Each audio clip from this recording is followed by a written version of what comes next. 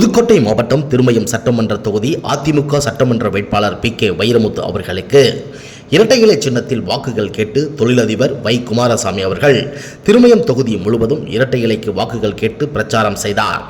காவேரி கூட்டுக் குடிநீர் உயர்திரு பி.கே. வைரமுத்து அவர்கள் கொண்டு வந்தது போல இளைஞர்களுக்கு வேலை வாய்ப்பு ஏற்படுத்தி தர இந்த பகுதியில் சிப்காட் தொழிற்சாலை வரப்படும் என்றும் மக்களின் அடிப்படை வசதிகள் அனைத்தும் சரி செய்து கொடுக்கப்படும் என்றும் இந்த தேர்தலில் இரட்டை இலை சின்னத்திற்கு வாக்குகள் கேட்டு அவர் பெரும்பாலான வாக்குகள் வித்தியாசத்தில் வெற்றி பெறச் செய்ய வேண்டும் என்று கேட்டுக்கொண்டார்.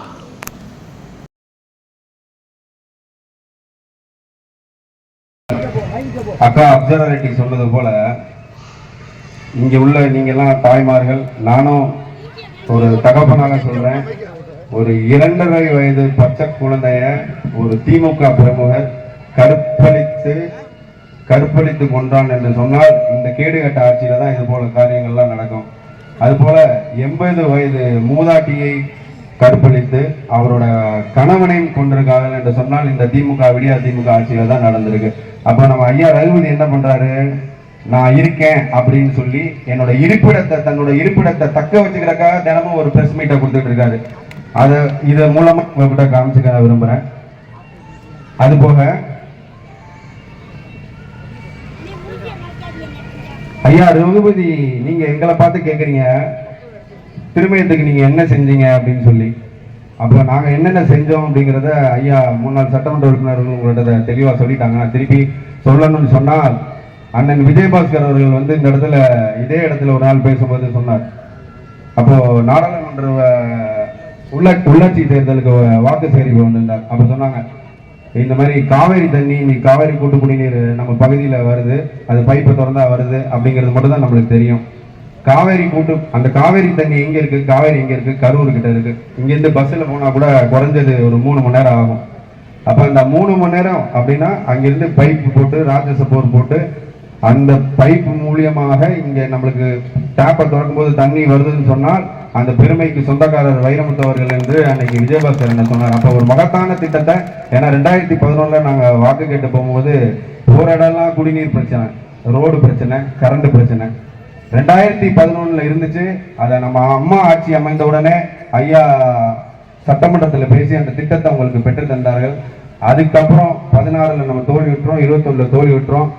769 கிராமங்களுக்கு கிடைச்ச அந்த காவேரி கூட்டு குடிநீர் திட்டத்தை கூட அதை ஒழுங்கா செயல்படுத்த முடியல இந்த ஐயா ரகுபதினால. இப்போ நீங்க இந்த பகுதியில நிறைய மக்களுக்கு பணியாற்றுங்க சொன்னால், ஏன் இந்த 8000 ரூபாய் கூப்பனை வச்சுக்கிட்டு ஓட்டு கேட்டுக்கிட்டு இருக்கீங்க? இந்த 8000 ரூபாய் கூப்பனை வச்சுக்கிட்டு ஓட்டு கேட்டுட்டு இருக்கீங்க. அப்ப நம்ம ஐயா ரகுபதி எப்படின்னா அத்திப்பூத்த பூ மாதிரி, குறிஞ்சி பூ மாதிரி, வருஷத்துக்கு ஒரு தடவை மாதிரி 5 வருஷத்துல ஒருக்கா தேர்தலுக்கு ஏதாவது ஒரு அறிக்கையை விட்டு நம்மளை ஏமாத்துவாரு. அது போல நீங்க இந்த முறை அவருக்கு வாக்களித்தீங்க என்று சொன்னால் நம்மளுக்கு பரிசு என்னன்னு பாத்தீங்கன்னா இதுதான். ஒரு சட்டமன்ற ஒரு இங்க உள்ள ஒரு உள்ளாட்சி பிரதிநிதி இருக்காங்கன்னா அவர் உள்ளூர்ல இருப்பாங்க, ஒரு கவுன்சிலர் இருக்காங்கன்னா அவர் இந்த உள்ளூர்ல இருப்பாங்க.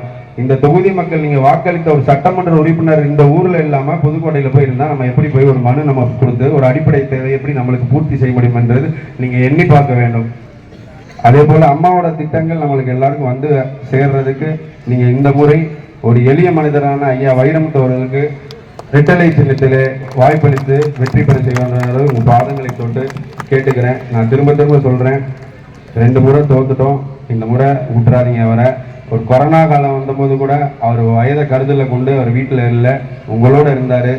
ஒரு நல்லதுல இருந்தாரு, கெட்டதுல இருந்தாரு. கொரோனா வந்தபோது நான் இந்த பகுதி ஃபுல்லா இந்த பஞ்சாயத்து வாரியாக ஒவ்வொரு குடும்பத்தையும் என்னால் முடிந்த உதவி கிட்டத்தட்ட 10,000 குடும்பங்களுக்கு மேல தனிப்பட்ட நம்ம ஒவ்வொரு குடும்பத்துக்கும் நாங்கள் உதவி செய்திருக்கேன்.